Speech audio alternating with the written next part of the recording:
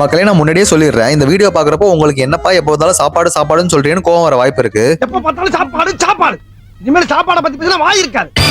ஏன் அப்படி சொல்றேன்னு இந்த வீடியோ போக போக உங்களுக்கே புரியும். நேற்று வீடியோல நம்ம மலேசியால இருந்து கிளம்பி சென்னையில லேண்ட் ஆனதை பத்தி சொல்லியிருந்தோம். சோ வழக்கம் போல இன்னைக்கு நம்ம வாழ்க்கை வரலாறு டே 59ல சென்னையில இருந்து கிளம்பி கோயம்புத்தூர் போன கதையை தான் பார்க்க போறோம். பட் என்னதான் வந்த அன்னைக்கு ரெஸ்ட் இல்லாம நம்ம கோயம்புத்தூர் கிளம்பினாலும் சாப்பாடு ரொம்ப முக்கியம் இல்லையா? கோயம்புத்தூர் போற வழியிலே நிறுத்தி இந்த ஆலடிப்பட்டியான்ல என்னென்ன இருக்குன்னு ஒரு செக்கிங்க போட்டோம். அங்க போனா ஒரு பக்கம் சூடா காஃபி, இன்னொரு பக்கம் அல்வா, அப்புறம் பால் கொழுக்கட்டை, பணியாரம், சுண்டல், இன்னுமே ஹெல்தியான பச்சை பயிறு, நிலக்கல்ல எல்லாத்தையும் வரிசையா வச்சு சாப்பிட ஆரம்பிச்சிட்டோம். சென்னையில இருந்து கோயம்புத்தூர் கிளம்பினது ஈவினிங் ஒரு 4 o'clock இருக்கும். ஒரு 6 o'clock அந்த ஸ்நாக்ஸ் எல்லாம் சாப்பிட்டோம். இப்போ 9:30 ஆயிடுச்சு. சோ நைட் பசிக்க ஆரம்பிச்சிருச்சு. சப்பாத்தி தோசைன்னு எல்லாரும் ஒரு செட்டு சாப்பிட்டுட்டு அங்கிருந்து கிளம்பிட்டோம். நைட்டு கோயம்புத்தூர்ல தங்கிட்டு காலைல ஏஞ்சி சாப்பிட போலான்னு சொன்னப்போ மூஞ்சில ஒரு சந்தோஷம் வந்தது.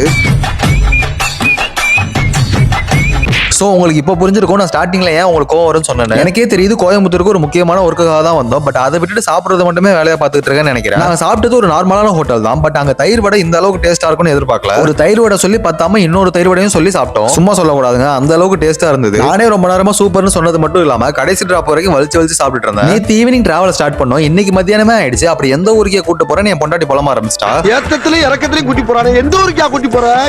பட் ஒரு வழியா நாங்க எங்க போகணும்னு இருந்தோமோ அங்க கடைசியா வந்து சேர்ந்துட்டோம். பட் நாங்க கரெக்டா இந்த இடத்துக்கு வந்து சேர அட்ரஸே ஒரு 1/2 மணி நேரமா தேடி இருக்கோம். ஆமாங்க, அப்படி தேடி கண்டுபிடிச்சது மட்டும் இல்லாம இங்க வந்து எல்லா விஷயத்தையும் பேசி செட்டில் பண்ணவே ஒரு 2.5 hours கிட்ட ஆச்சு. சோ ஒரு வழியா இங்க எல்லா ஒர்க்கையும் முடிச்சிட்டோம். சோ இதோட வாழ்க்கை வரலாறு டே 60ல உங்களை நாளைக்கு வந்து சந்திக்கிறேன். அது வரைக்கும் எங்க போய் முடிய போதும் வரண்டா சின்னசாமி.